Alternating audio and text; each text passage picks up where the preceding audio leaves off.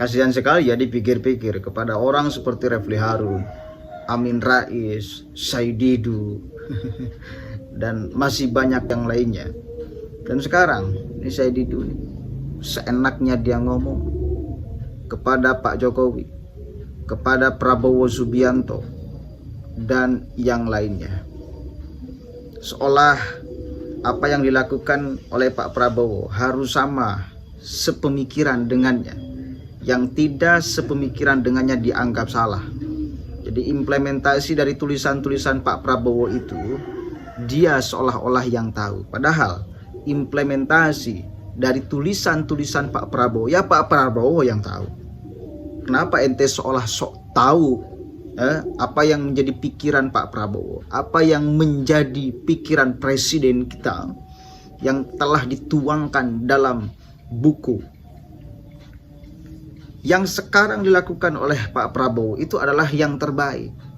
Jadi yang terbaik menurut Pak Prabowo itu ya menurut Prabowo, beliau yang tahu. Kenapa ente sok tahu, sok mau ngatur-ngatur? Yang baik untuk Pak Prabowo seolah-olah harus sama dengan pikiran ente.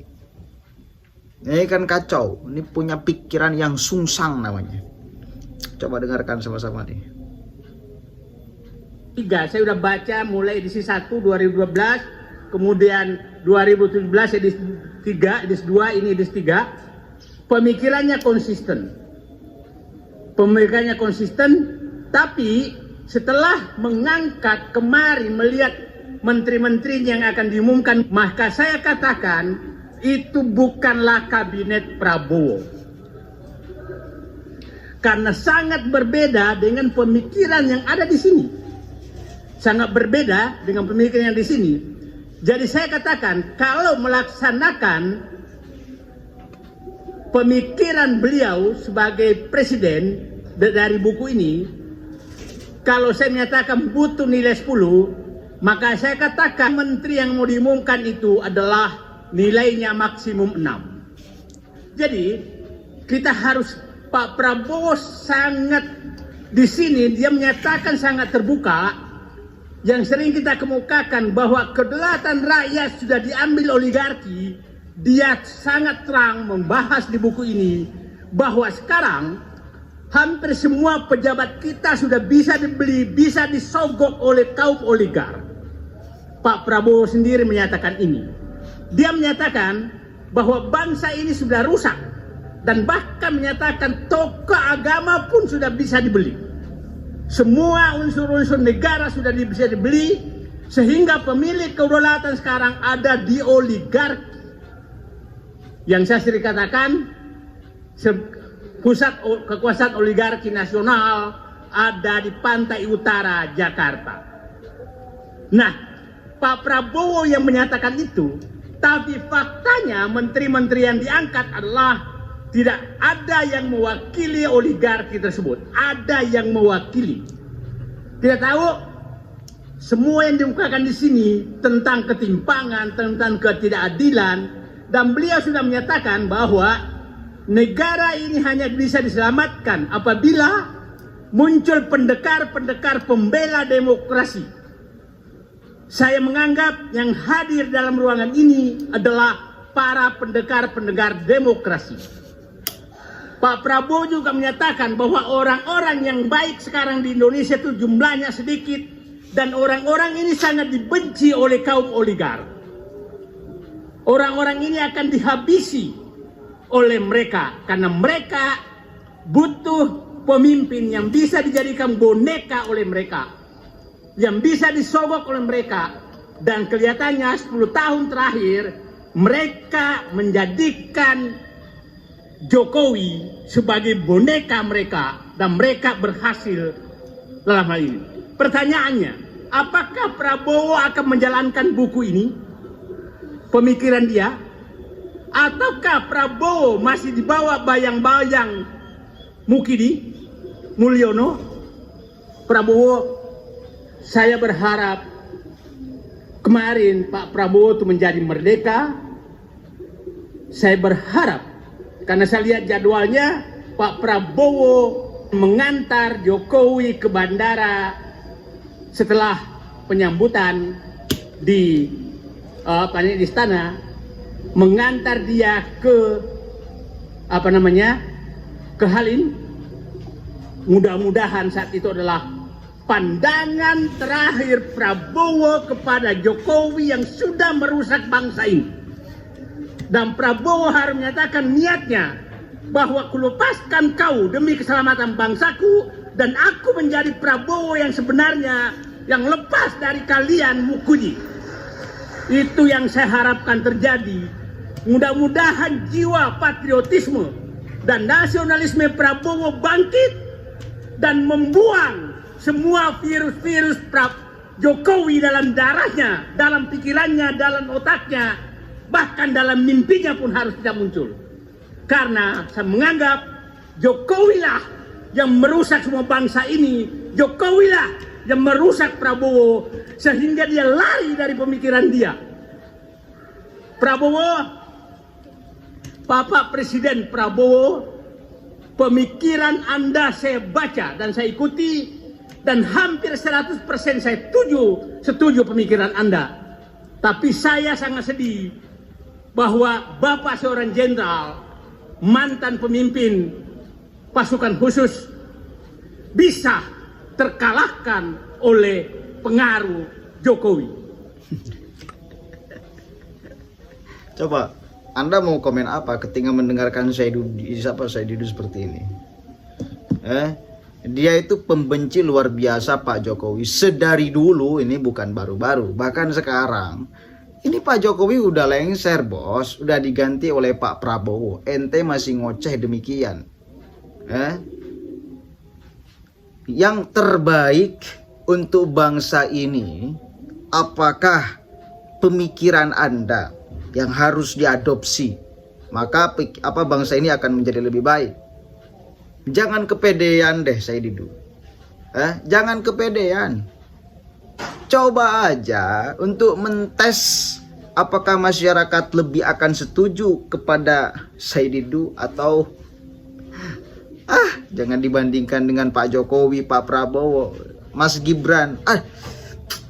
Terlalu kecil ente merasa bahwa pikirannya istimewa. Padahal bila suruh ditilai oleh masyarakat, saya pribadi sebagai masyarakat menilai ini tak lepas dari hanya sekedar iri dengki, meluapkan kekecewaan karena dukungannya kalah. Maka ya, dukungannya kalah nih, tapi masih gedek di dalam hati itu. Apa yang bisa saya upayakan? Apa yang bisa kita upayakan untuk melampiaskan kekalahan ini? Kan orang selalu ingin ada penyaluran. Maka ketika mungkin mereka pertimbangkan Refli Harun, Saididu, Amin Rais, dan yang lainnya, semua para pendukung Anies itu melampiaskan kekecewaannya, kekalahannya dengan terus menyerang Pak Jokowi. Dan bahkan ketika sekarang sudah bersatu, sudah sah dilantik sebagai presiden dan wakil presiden, masih menapikan Pak Gibran, masih menyerang Pak Jokowi, bahkan menganggap bahwa Pak Prabowo itu budak daripada Jokowi, bisa dikendalikan oleh Pak Jokowi. Bahwa kemudian ada ide-ide yang mungkin Pak Jokowi sarankan kepada Pak Prabowo, iya, mending ide dari Pak Jokowi dong daripada ide daripada Saididu, daripada ide dari Saididu, daripada ide dari Amin Rais dan yang lainnya, kelompok-kelompok yang kemarin mendukung Anies Rashid Baswedan dan kalah. Mending dari Pak Jokowi. Udah jelas 10 tahun membangun Indonesia. Anda katakan Indonesia di tangan Pak Jokowi hancur luar biasa. Anda katakan Indonesia di tangan Pak Jokowi tak ada kesejahteraan, kemakmuran. Yang ada malah menipu apa segala macam. Faktanya apa? Kita lihat realitas di lapangan. Bagaimana masyarakat kepada Pak Jokowi. Itu kan cukup untuk mengafirmasi apa-apa yang dilakukan oleh Pak Jokowi. Sikap-sikap Pak Jokowi itu cukup diterima oleh masyarakat. Kenapa ente riuh?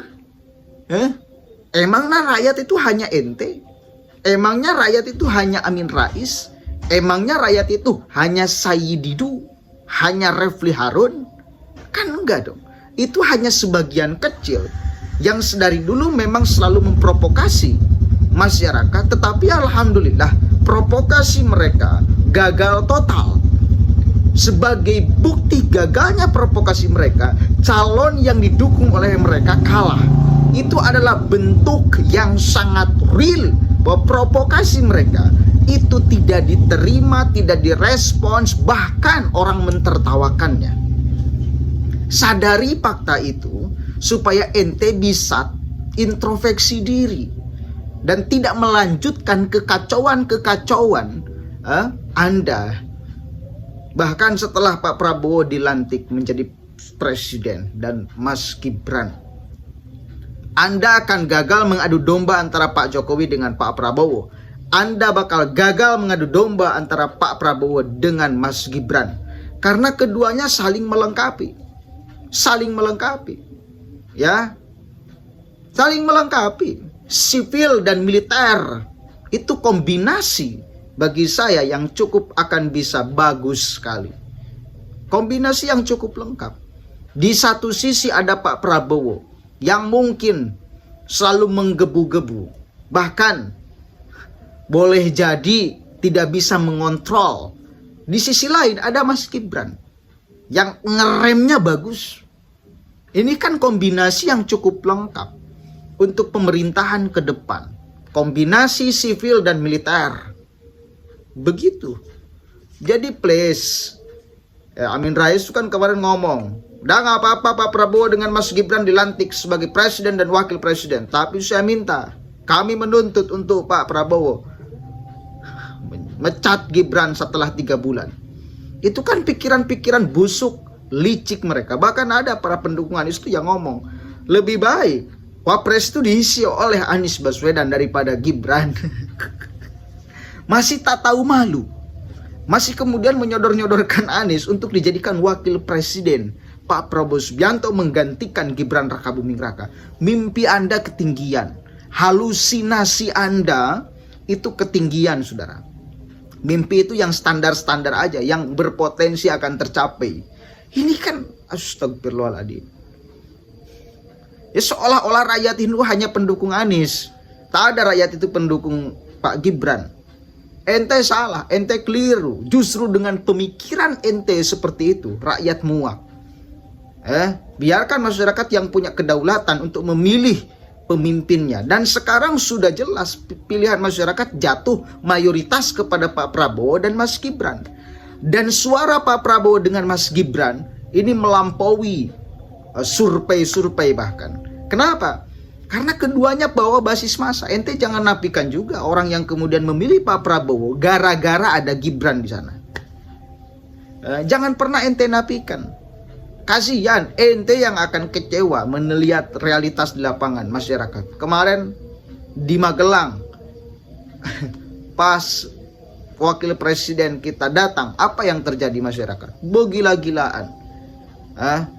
Menyalami, riuh banget masyarakat pengen lihat wakil presidennya yang termuda itu. Udahlah, ya. Anda mau bertanding nanti 2029.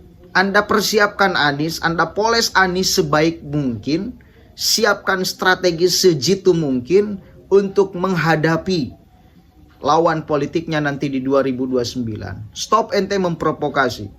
Semua unsur kekuatan sekarang bersatu di kabinet pemerintahan Prabowo Gibran.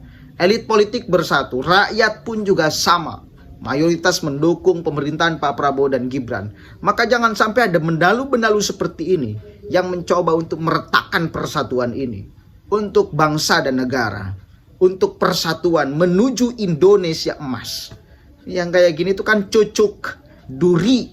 Yang kayak itu. Terus ngompor-ngompori masyarakat. Terus mengkerdilkan Pak Prabowo dengan mengatakan akan dikendalikan oleh Pak Jokowi. Daripada sekali lagi dikendalikan oleh ente, Said Didu dan Amin Rais, bukan dikendalikan sebetulnya. Saya nggak percaya Prabowo bisa dikendalikan. Cuma dikasih masukan-masukan itu oke. Daripada masukan dari ente, mending dari Pak Jokowi. Sekali lagi saya katakan. Begitu ya, udah clear. Mudah-mudahan ada manfaatnya. Mari kita tertawakan aja apa-apa yang disampaikan oleh si Saididu. Kasihan. Dia sedang mengekspresikan kekalahannya lewat tuduhan dan fitnah serta mengkerdilkan Presiden Republik Indonesia terpilih. Assalamualaikum warahmatullahi wabarakatuh.